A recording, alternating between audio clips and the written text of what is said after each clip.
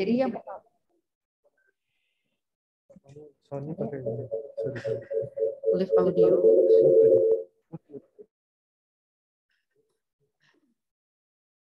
Jadi di sini sebelum kita membahas tentang teknik dari Mitrova Prepare, kita juga harus mereview sedikit tentang anatominya. Jadi ini adalah anatomi untuk katup mitral. Jadi yang penting adalah adanya struktur penting sebelum kita melakukan prepare. Jadi biasanya itu di sini itu dok ada biasanya ada S-angle, kemudian sini ada triangular cord, kemudian penting juga di sini ada jalan left coronary.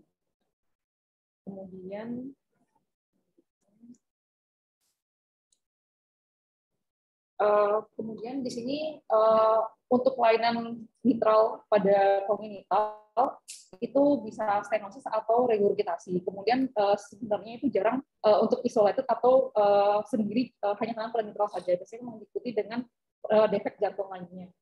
Kemudian untuk stenosis dan untuk regurgitasi ini masih menggunakan sistem Perpentium.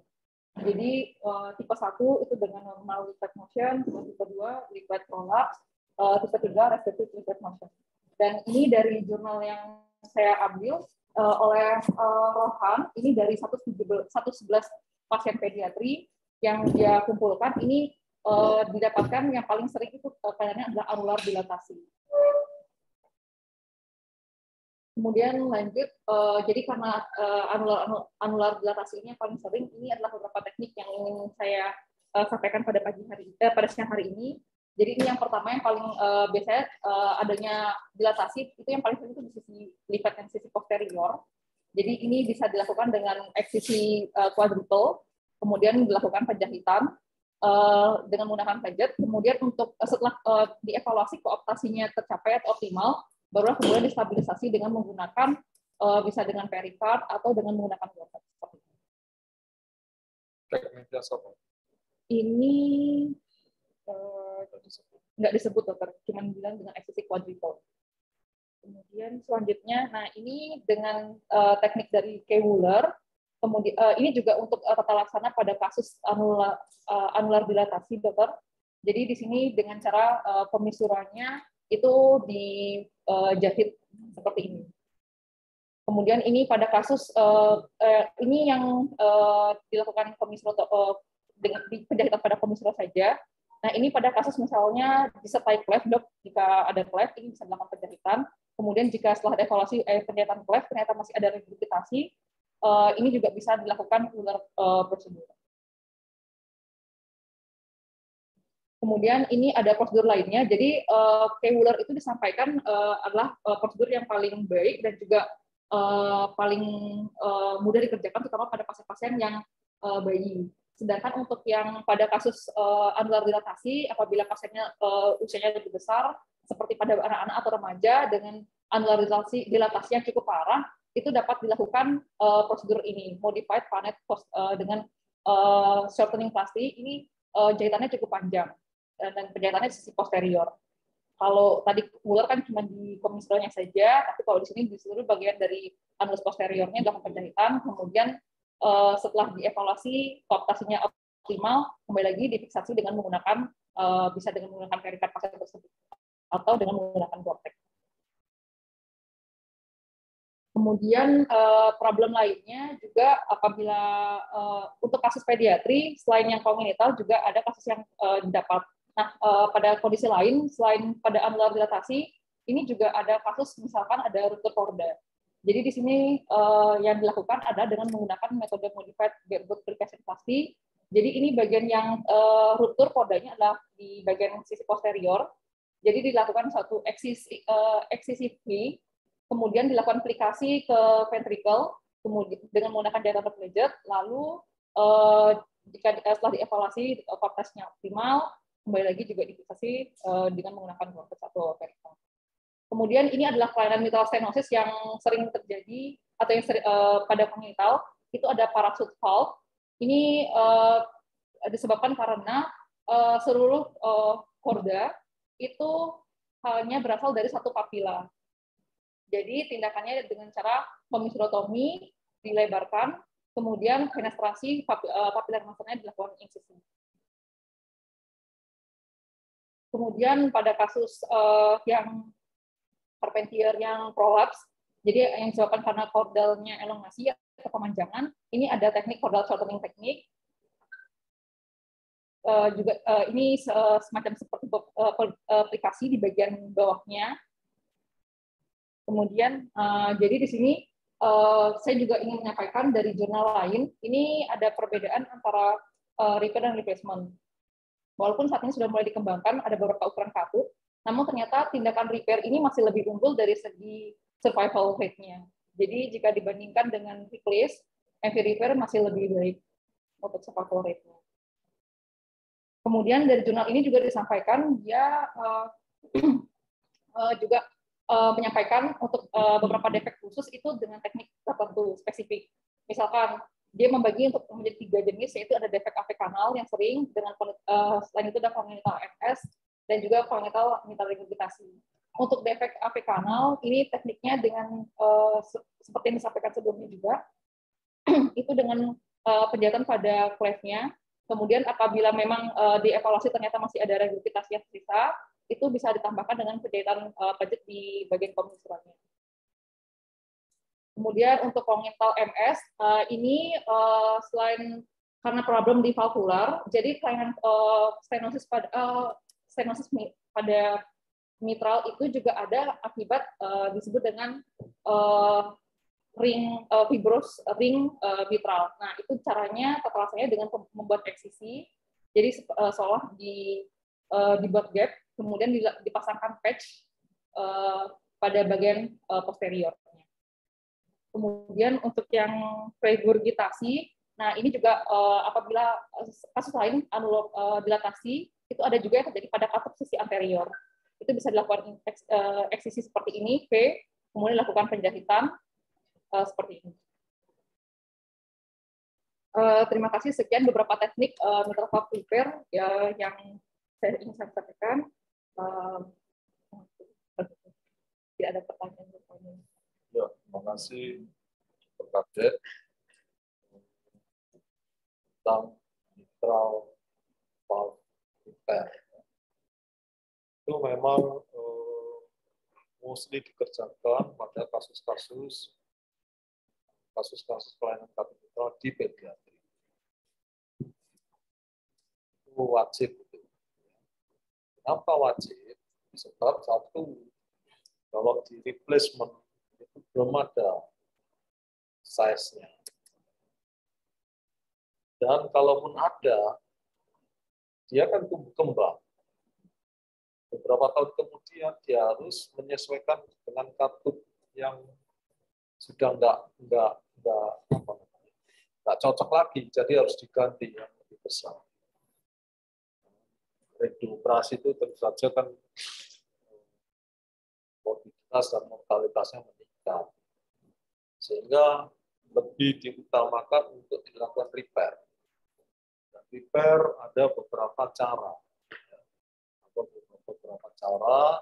tergantung dari situasi atau kondisi pasien itu. Kalau misalkan masalah dilatasi dari anulusnya, ya, itu harus direduksi, gimana caranya. Tapi kalau misalkan bukan dilatasi karena stenosis, itu juga ada caranya. Itu biasanya lebih sulit yang stenosis ya, melakukan repair ya. Misalkan stenosisnya karena rheumatic disease, ya, ada fibrosis, ya, kemudian ada kalsifikasi seperti halnya dewasa, itu bisa terjadi. Ada IE ya, effective endocarditis. Nah, seperti yang kamu ketahui, coba gambar pertama tadi, anatomi, ya. Jadi yang harus diperhatikan dan harus dipahami, ya, katut mitral itu kan seperti smile, ya. Figurnya adalah smile. Jadi kalau melakukan repair, nanti risalnya juga harus smile kayak gini. Ya, smile sehingga tidak terjadi regurgitasi. Ya. Dan selain smile, koaptasi harus diperhatikan Sebab koaptasinya kalau nggak satu level antara posterior dan anterior, juga akan terjadi regurgitasi. Nah, kalau misalkan ada dilatasi dari anulus, ya, dilatasi dari anulus otomatis kan tidak diikuti dengan tumbuh kembangnya dari leafletnya, sehingga kalau ini dilatasi, ya, yang posterior, ya, leafletnya itu ketarik ke posterior, yang anterior ketarik ke anterior. Jadi ini ada gap, bukan smile lagi, tapi apa? Kayak orang tertawa terbahak-bahak, ya, nggak mingkem. Padahal harusnya mingkem. Mingkem itu bahasa Indonesia apa? Boleh. Siapa yang nggak tahu mingkem? Haris tahu. Hari tahu. Tahu. Akil tahu. Apa?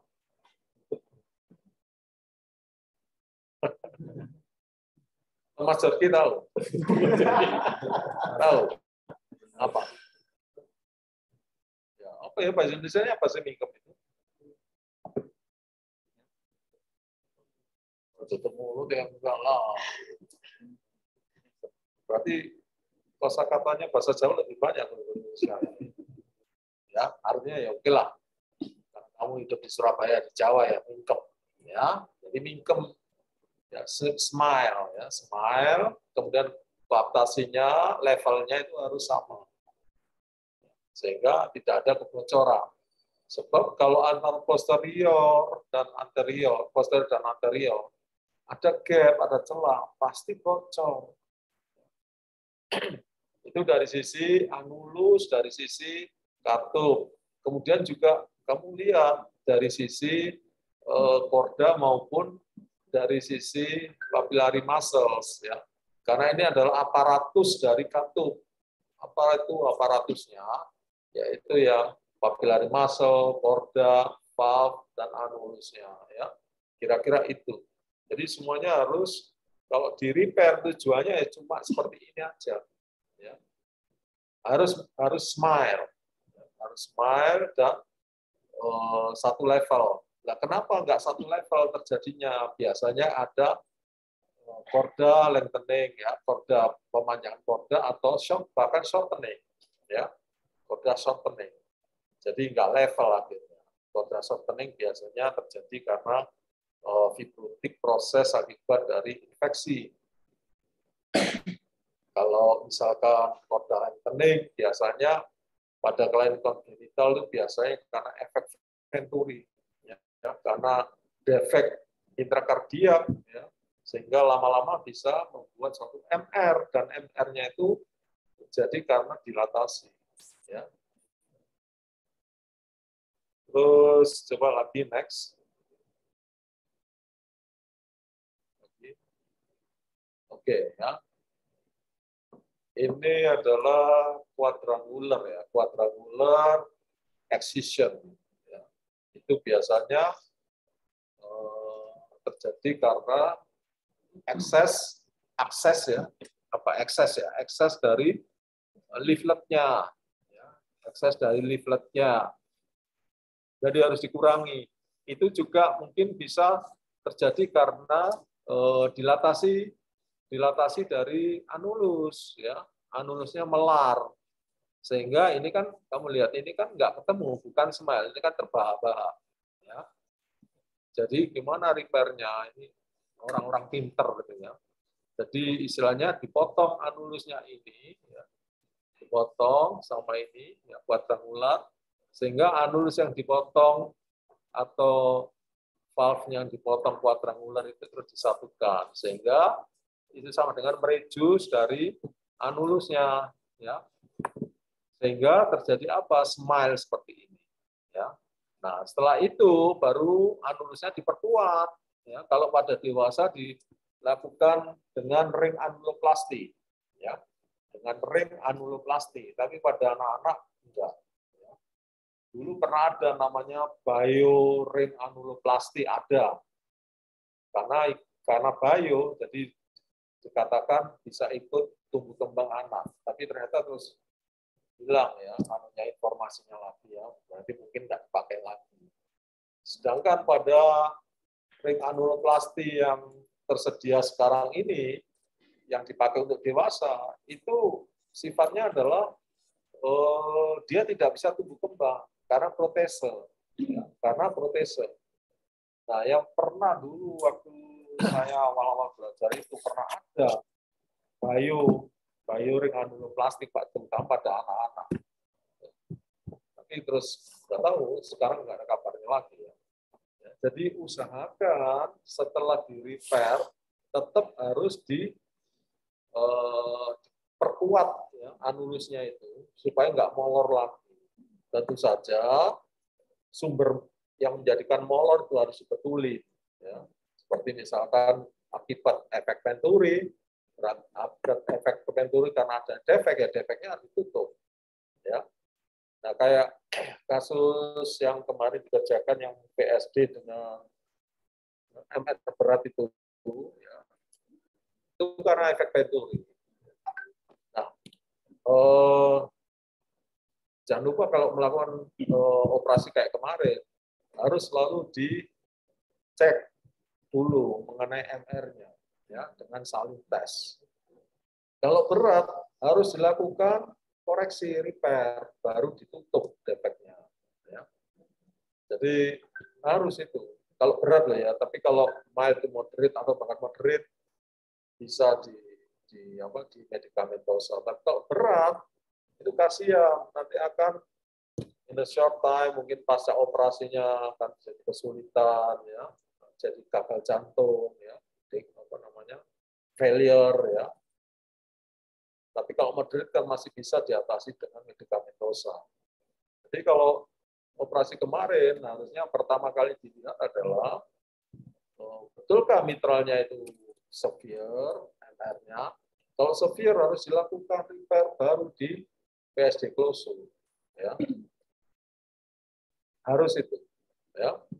Kalau enggak, pasien berlama-lama di ICU.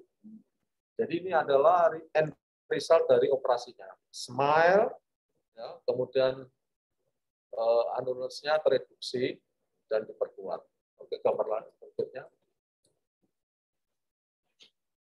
Nah, ini Wooler. Ini juga untuk yang anulus dilatasi. Ya. Kalau tadi melakukan quadrangular excision, baik valve-nya, leafletnya maupun anulusnya. Kalau ini enggak, ya ini biasanya terjadi pada pasien-pasien dengan CAPSD, misalkan ya, ada cleft di sini, ya. Kadang-kadang ada cleft di sini, ya. Ini harus dites dengan salin, ya. Baru kemudian dilakukan reduksi dari anulusnya dengan melakukan aplikasi ya, aplikasi itu melipat ya, melipat anulus, ya anulus di sisi A1 dan A3, A1 P1, A3 P3 ya. Di sini kan satu pasang. Dari komisurannya ya, itu dilipat kemudian direduksi lah. Nah, masalahnya berapa itunya lipatannya ya. Jadi ada tabel Kirkland sebetulnya ya untuk diameter size diameter dari katup mitral ya. Jadi ini memang beda ini ya. Jadi hanya ditekuk aja, dilipat-lipat ya. Kemudian pleknya ditutup, endingnya tetap sama ya. Harus smile. Kalau nggak smile akan tetap bocor. Ya. Terus jangan lupa setelah itu baru disokong, diperkuat. Next. Ya, ini MR juga ya, sama sebetulnya ya. Kalau ini mungkin ya ada sedikit ribet lah ini ya. Karena ini harus melakukan reduksi dari anulusnya ya, dengan mengencangkan dengan cortex strip ya. Jadi ini dilakukan kalau nggak salah, saya belum pernah melakukan. Ya. Jadi teknik ini dilakukan kayak apa sih? Kayak katok kolor itu. Oh, bahasa Indonesia katok kolor itu. Ya, celana kolor. Apa itu maksudnya? Ciri khasnya apa? Nah, pull string ya. Ini kan di pull string ya. Ya, di pull string ya. Kayak nuloplasti de Vega ya. Ya. Dari pull string kemudian dikencengin sehingga ini kejidat. Kejidat itu bahasa Indonesia apa? Karo ya. Apa? Bukan. Apa? Terjepit. Ya enggak. Hah? Berkerut ya, hampir sama. Tapi bahasa Jawa itu lebih luas daripada Indonesia ya. Ya, jadi ini dikencengin, diserut ya, sehingga yang ini artinya menjauh ketika diserut jadi mendekat, jadi smile ya. Setelah itu baru disokong sama ini ya. Oke, terus next. Ini kalau ruptur kordanya biasanya karena macam-macam ya. Biasanya pada pasien-pasien teenager ya, atau anak-anak yang nggak tahu karena trauma. Yang jelas bukan karena iskemik. Kalau pada dewasa karena iskemik, ya iskemik heart disease. Tapi kalau pada anak-anak tidak. Bisa karena trauma, bisa karena sesuatu yang lain. Ya. Jadi kalau diketahui ruptur korda, ya udah ini ada ditawarkan beberapa cara seperti ini, dilakukan V-excision, ya. Baru V-excision itu termasuk anulusnya loh, sampai anulus, baru dilakukan penjahitan, ya, telah diperkuat oleh cortex. Ingat sekali lagi, endingnya harus smile, ya. Harus smile dan satu level antara posteriorly flat dan anteriorly flat, ya. Nah, ini teknik parasut. Itu biasanya digunakan untuk yang stenosis ya, biasanya karena rheumatic heart disease ya, ada fusion antara komisura ya, komisura anterior dan posterior ya. Fusion karena akibat inflamasi, infeksi ya, jadi fibrosis ya. Sehingga ini dilakukan ya, kita imajinasi pokoknya sama smile itu bagaimana ya. Di insisi sini, di insisi sini ya. Sehingga terjadi seperti ini, terus dites lagi, ya, dites lagi penyebabnya apa. Ya. Ini kalau nggak satu level kita harus tahu, karena tadi disebutkan ada beberapa korda atau semua korda bertumpu hanya pada satu muscularis muscle, ya, muscularis muscle itu nggak bisa, ya. Harus terpisah beberapa grup harus terpisah sehingga papali masanya dibagi ya, dibelah sampai membelah katup ya, baru di repair ya. Terus nah ini yang korda shortening, tadi yang korda lengthening, ini korda shortening ya. Itu biasanya juga karena penyakit-penyakit infeksi, infektif endokarditis, rheumatic disease, ya, itu terjadi lengthening dari kordalnya akibat dari infeksi atau inflamasi, ya. Jadi cara repairnya kira-kira seperti ini. Ini orang-orang pintar semua yang memberikan teknik-teknik ini, ya. Saya dulu pernah melakukan, tapi ya gatot total. Karena kita nggak punya apa-apa. Kalau sekarang kan pakai apa? CV5 ya, benang CV5 itu ya. Itu saya pakai hanya benang etilon atau etibon ya. Dengan belajet seperti itu. Ini kan dibelah, ya, dibelah. Kemudian yang bengkok-bengkok ini, yang kendor-kendor itu ditarik dan dibenamkan, dilipat, sehingga nggak ada lepu-lepuan gini. Jadi disekeng. Tahu disekeng nggak? Hah? Disekeng. sehingga membentuk body itu loh. Baju kebaya kan diseken, enggak? Apa? Enggak ngerti aku diseken. Ya. Jadi kalau mau body itu kan diseken. Kalau enggak body ya lurus gitu aja ya. Jadi diseken itu dilipat pada tengahnya ya. Kira-kira seperti itu. Enggak terserah lah bahasa Indonesia enggak tahu waktu. Oke, kira-kira tekniknya seperti ini. Jadi semua ini harus ada diagnostiknya di atas meja operasi karena repair loh ya. Dulu kalau replace nggak perlu di echo, nggak perlu ya. Hasilnya nggak perlu karena sebagian besar apa 100% pasti baik. Ya. Tapi kalau repair wajib hukumnya dilakukan echo. Dulu, sekarang replace juga di echo ya untuk lihat posisi dan sebagainya ya. Oke, terus ini ya terus terang kalau pada anak repair dengan replacement bagus repair karena replacement banyak masalah post op-nya ya, post op yang jangka menengah dan jangka panjangnya. Tapi kalau repair biasanya kalau bermasalah itu bermasalah pada early post op. Early post op sudah ketahuan. Tapi untuk anunya jangka panjang dia lebih baik selama repairnya benar ya. Oke, terus apa ini? Ini di jurnal ini dok dia kayak jelasin kalau spesifik penyakitnya tekniknya itu spesifik ini gitu dok. Jadi untuk defek kafé kanal itu yang dia pakai itu udah sama sudah dijelaskan sebelumnya, itu penjahitan cleft terlebih dahulu, kemudian evaluasi kembali apakah ada regurgitasi, kemudian bisa dilakukan Muller dok.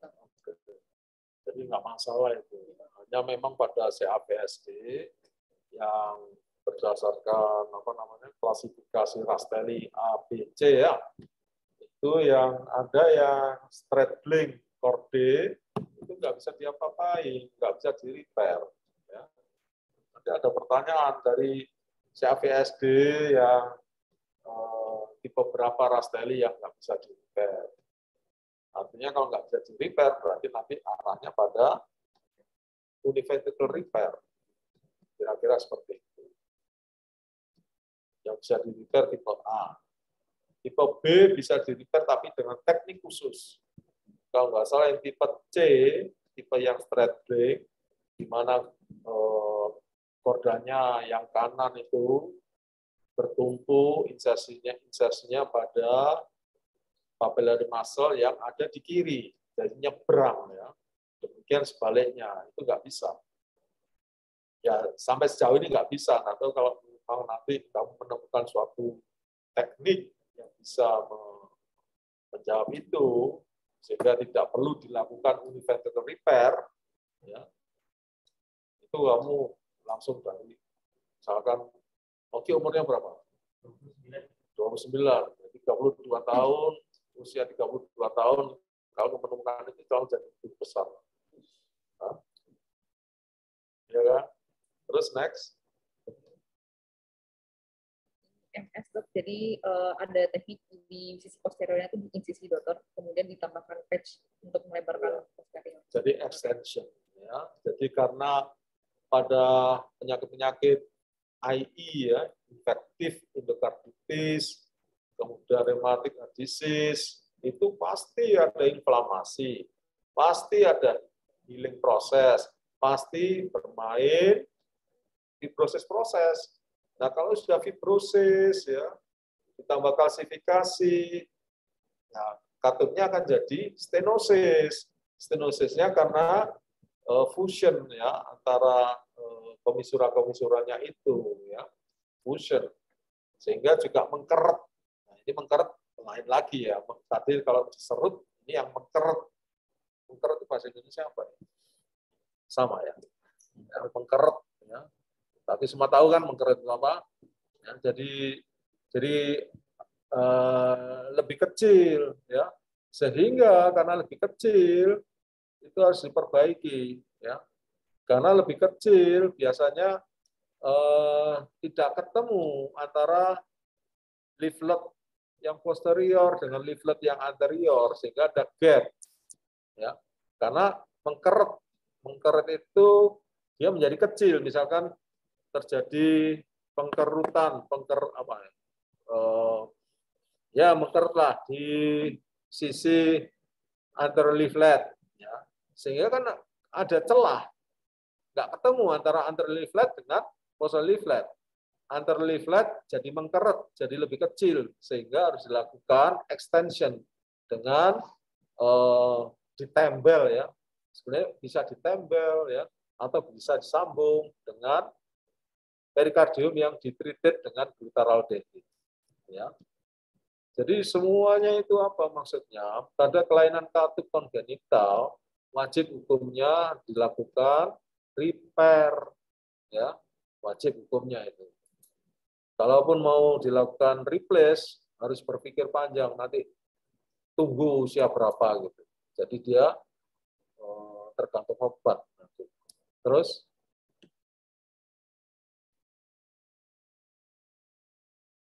ya ini sama lah ini ya. Jadi melakukan vein excision dari katup anterior ini karena melambai-lambai kan, dower ya.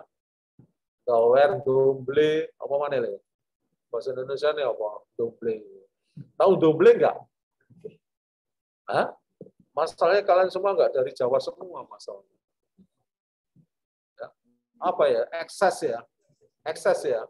Jadi melambai-lambai bibirnya ya itu harus di repair kayak gini ya. Sehingga smile jadi smile. Oke. Terus oke. Ada pertanyaan kira-kira? Silakan. Yuk. Jadi tadi konfirmasi kalau pediatri itu tidak selalu melibat dengan anuloplastik. Ya, nggak harus juga.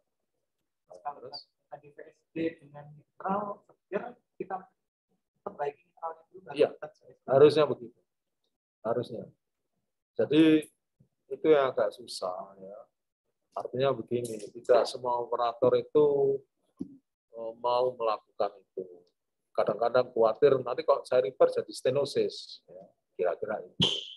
Tapi prinsipnya kalau berat, ya, ketika dites regurgitannya itu besar sekali, ya harus di repair dengan cara seperti itu. Pasti ada perbaikan, pasti ada perbaikan. Apa perbaikannya? Ya penurunan derajat severity dari regurgitasinya. Ya. Jadi jangan ditutup dulu lah. Kalau kamu ditutup dulu, terus akses ke kirinya bagaimana? Nggak bisa kan? Jadi akses bisa sih ya, bisa juga. Kamu harus membuat, misalkan kamu sudah tutup VSD-nya. Ya. Ini VSD ya. VSD kamu tutup, ya. Terus terakhir aja nanti saya lihat di Eko misalkan, ya kan? Nah, ketika di Eko, berat itu, MR-nya berat, kamu harus melakukan repair. Bisa melalui trans ASD, jadi buka ASD, bisa kamu membuka waterstone groove, ya, di sini seperti dewasa, tapi waterstone groove itu kamu boleh buka kalau LA-nya besar, kalau LA-nya kecil, ya sulit dong aksesnya, ya. Lebih enak transseptal ASD, ya. Nah, itu kalau VSD. Kalau ASD kan sudah lubang ada ASD-nya. Kamu panjangin aja ya, untuk melihat langsung katup mitralnya dan dilakukan tes. Jadi seperti kita kemarin melakukan pada ASD primum, ya. Ngablak memang di depan mata, gitu ya. Jadi kalau memang berat harus di repair. Boleh kamu nutup VSD dulu, ini VSD loh ya, atau boleh nutup ASD dulu. Mitralnya belakangan, nanti aja. Saya masih meragukan kalau itu berat. Udah tak tutup aja defeknya. Terus nanti kalau eko evaluasinya membaik ya nggak usah, nggak apa-apa. Ya. Tapi eko itu kan operator dependent. Ya. Di atas meja operasi post op, ekonya bagus. Kayak pasien kemarin yang saya kerjakan toh. Kemudian di ICU oleh tangan lain dibilang MR-nya berat, ya kan? Terus oleh tangan lain lagi dibilang stenosis, ya kan? Nah, itu mau ditindaklanjuti sama senior pediatri, ya. Jadi pegangan kita bagaimana? Pegangan kita adalah ikut di atas meja operasi untuk evaluasi, ya. Kemudian juga klinisnya nanti di ICU. Tapi lebih baik kalau misalkan kamu melakukan tes begini, regurgitannya besar, ya kamu lakukan aja repair langsung. Ya. Jadi lebih enak buat pasiennya, nggak bolak-balik masuk mesin. Ya. Ingat sekali lagi, terutama open heart, bedah jantung kongenital, kamu harus hemat cross clamp time sama CPB time. Kenapa pasien kemana failure RV-nya? Karena CPB time, karena cross clamp time panjang. Itu klasik falo sebetulnya. Sebetulnya klasik falo. Ternyata saya selidiki ada masalah ya apa namanya persepsi. Ya. Kalau cara saya ada band yang melintang berupa otot, saya potong. Kemarin nggak dipotong. Ya. Ini ada pengakuan memang. Nggak bisa. Jadi nanti kalau kalian sudah istilahnya perdalam pediatrik gitu ya, baru akan tahu. Dulu saya sering memang nggak potong, nggak berani. Jangan-jangan ini ada bagian dari katup. Jadi yang nggak boleh dipotong itu adalah aparatus dari katupnya, yaitu salah satunya yang nggak boleh diganggu adalah musculus papillaris. Suka-suka karena eksposnya kurang bagus, musculus papillaris itu kita pikir sebagai band ya, muscle yang melintang, kita potong aja. Atau memang enggak bleeding terus ya. Jadi misalkan ada kolateral yang signifikan, sehingga kita nggak bisa melihat dengan AVU dengan baik, terus terpotong. Saya pernah seperti itu, sehingga apa? Ketika push up, musculus papillaris terpotong itu jadi floating kan, bergerak, kemudian tricuspid ataupun mitralnya jadi regurgitasi. Jadi hati-hati melakukan eksisi bulu-bulu pada palu. Yang boleh dieksisi adalah otot-otot bulu dan trabecular muscle yang menebal. Ya. Jadi itu. Oke, ada pertanyaan? Yuk.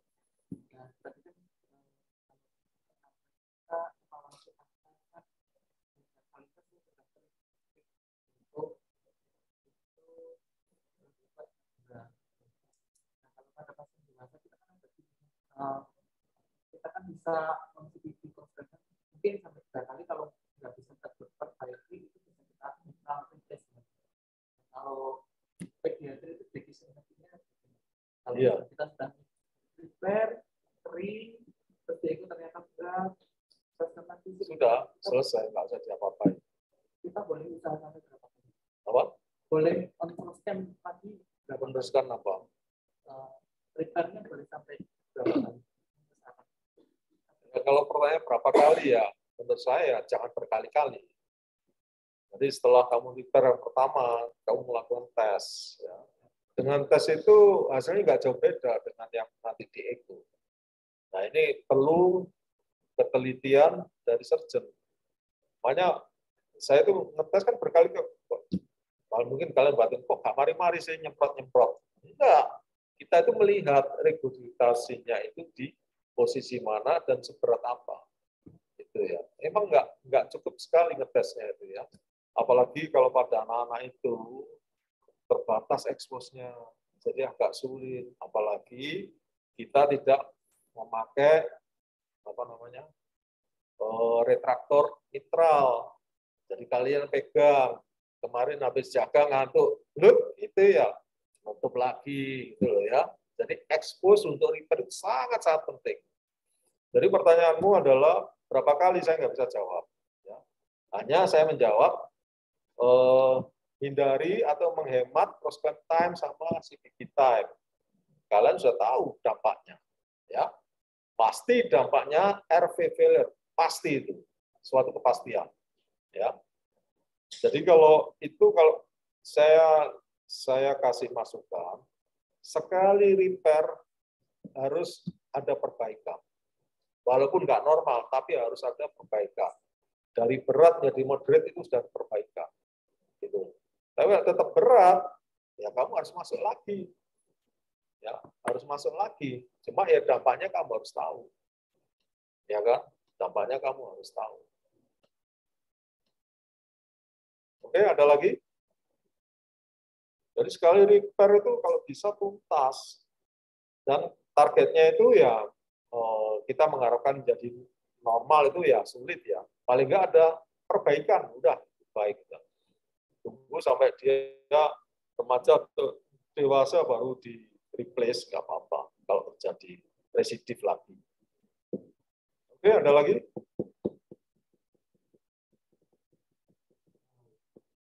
Deteksi stenosis misalnya, biar kita terlalu kita deteksi saat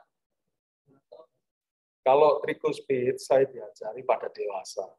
3 jari masuk, ya, tapi jariku sama jarinya siapa ya? Kan lain. Jarinya siapa yang dipakai, gitu, ya kan? Nah, jadi mungkin yang benar itu adalah mengukur anulusnya. Mungkin ya. Kalau mitral, ya mitral kan juga diukur.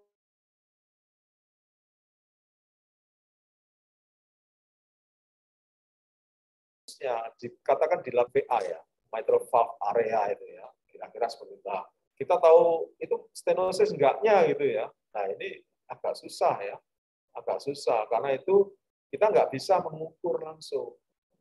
Yang bisa mengukur sampai alat apa itu ya, echo ya, karena ada ukur-ukurannya. Gitu. Jadi kita hanya cuma apa ya? Kalau ada regurgitasi, kita repair. Begitu sudah nggak ada regurgitasi, kita menganggap repair kita berhasil. Nah, ternyata kalau stenosis, nah lain perkara. Itu stenosisnya kalau ringan sih nggak masalah. Stenosisnya moderate to severe, harus masuk lagi, harus kamu lakukan bongkar lagi. Ya, oke. Ada lagi? Memang valve surgery itu nggak gampang. Butuh kesabaran, butuh pemahaman tentang struktur katup. Ya. Ada anulus, ada valve, ada korda, ada musculus papillaris. Dan konfigurasinya ingat bahwa mitral itu adalah smile. Oke? Ada lagi? Oke, yang ASD primum diikuti ya. Nanti kalau kontrol ya. Karena belum dieko itu. Kan Dokter Marus kan janji mau mengeko. Ya jangan PPDS lagi lah kalau mengeko. Nanti habis MS jadi MR lagi. Jangan. Itu mau bikin pusing surgeon. Seolah-olah saya dari mata saya melihat, saya tes